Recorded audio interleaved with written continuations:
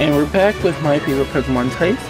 In this installment, I'll be talking about the Poison type and the Pokemon that I favor the most out of all the Poison type Pokemon. Now, in composing this list and trying to figure out which ones really stuck out to me and the ones that I really liked, I really had to consider because many Poison types are dual type, and I had to consider, are you more a Poison type or are you more typically a Grass type or a Water type or whichever? And I really took that into account when I was picking out which Pokemon amongst my favorites were ones I really wanted to talk about. So the first one on the list is Muck. Muck, I don't know. It's just something about this Pokemon that I really like. It's a pile of slime. It came to life because of radio waves that bounced off the moon, and apparently it was filth. I guess it's a Pokemon that came to life, and it's a result of human waste, too. I mean, it's really the embodiment of what a Poison type should be, and it's so great it even got in a Alolan form and became Dark-typed, so that kind of stops Psychics from being able to Psychic spam it. But even then, Muck is a pretty cool Pokemon just because of what it is. I don't know. I just really like this Pokemon, and the one time that it was really stood out in the anime was an important battle in the Pokemon League, and a Bellsprout which was sweeping. That's crazy, right? A Bellsprout, sweeping? But it didn't really, use growth or anything, if my memory serves.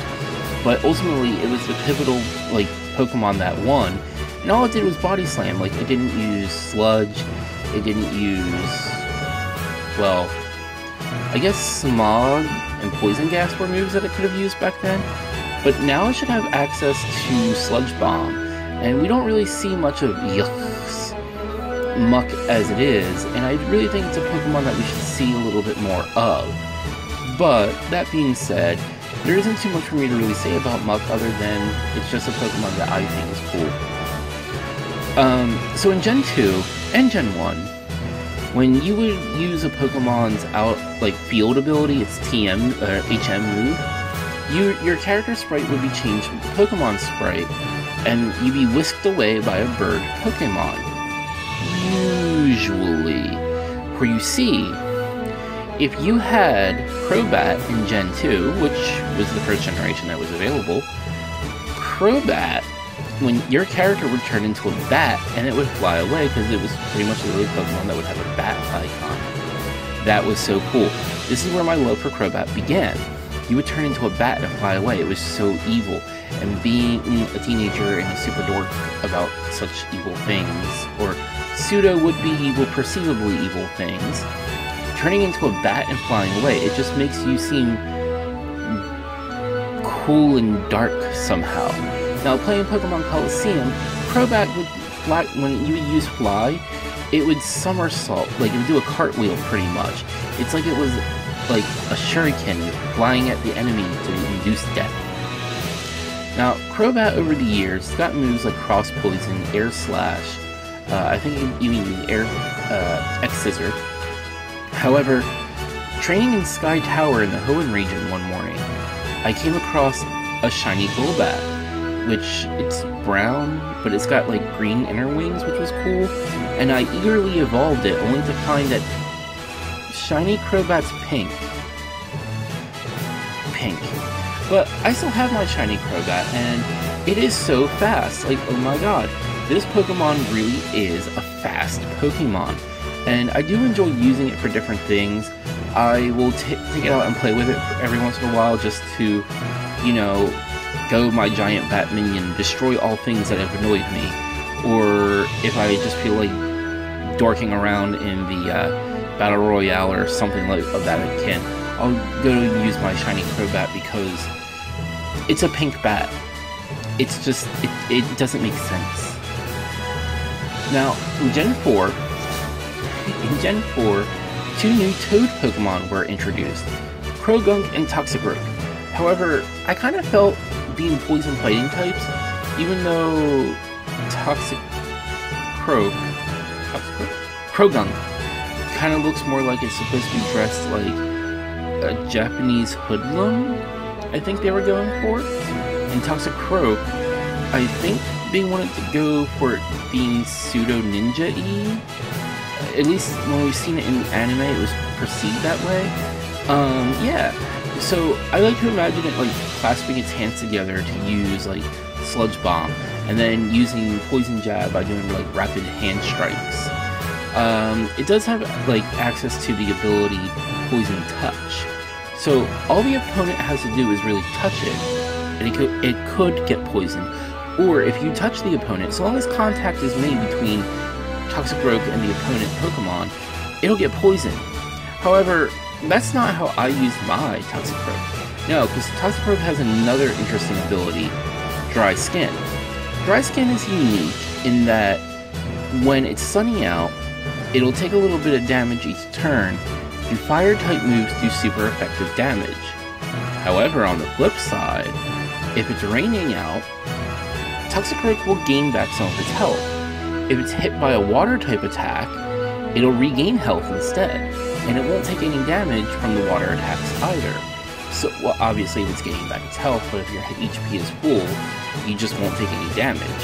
That's a very useful ability, and it's kind of gives Toxicroak some viability if you wanted to use it on a rain team as an unexpected Pokemon, like why is this Pokemon here? Plus, being a poison type, it can hold Black Sludge, which functions like leftovers. So having that recovery, like, you could really, especially in a double battle with a Pokemon that uses Surf, you could really keep Toxicroak alive for quite a while, and you have it gaining back quite a bit of health each turn, whether it's just from you using Surf and hitting your own Pokemon to regenerate its health, or even from the rain or having that special held item, which, if a Pokemon steals it, they'll start taking damage unless they're a poison type as well. So yeah, that's how I used my Toxicroak. Now, the next two Pokemon are kind of on the newer side, because there just really hasn't been any poison Pokemon that really have done it for me since Gen 4, obviously. But the first two are Mareanie and Toxapex. Now, these Pokemon are pretty cool because they're known for eating other Pokemon, particularly Corsola, but they live within a dome. Like, they pretty much are encased in their own body, and they have all this defense. Then you get their ability, like, they have an attack, which is a Toxic Shield. If the opponent makes contact when you're using this Protect type move, they'll get poisoned. Then you can use something like Poison Spikes. Like, everything about this aquatic Pokemon just is poisonous, and it can really stall out with its defenses. And I don't know, I just kind of like the idea that it's such an unusual and weird design. Like, I was just so drawn to it. For the next one, Salandit and Salazzle. Salandit and Salazzle are pretty unique Pokemon in that only the females will evolve into Salazzle, and they can control the rest of the gang. Like, pretty much the Salazzle is the queen of, I want to say, gang? I don't really know what you would call a pack of Salandits, but that's pretty much what the female does. Now, the Corrosion ability allows them to use Toxic to poison Steel-type Pokemon, which, at first, seems like you can use Poison-type moves on Steel-types, but unfortunately, the mechanics don't work that way. You can poison with Toxic, because that's about the only thing that'll do it, to my knowledge anyway. You can poison Steel-types, which is pretty useful since they usually tend to be very defensive. However, for a Steel-type to be fighting a Pokemon that's also part Fire-type, you know, that poisoning may not be as effective as you would like it to be because, well, you can use Flamethrower.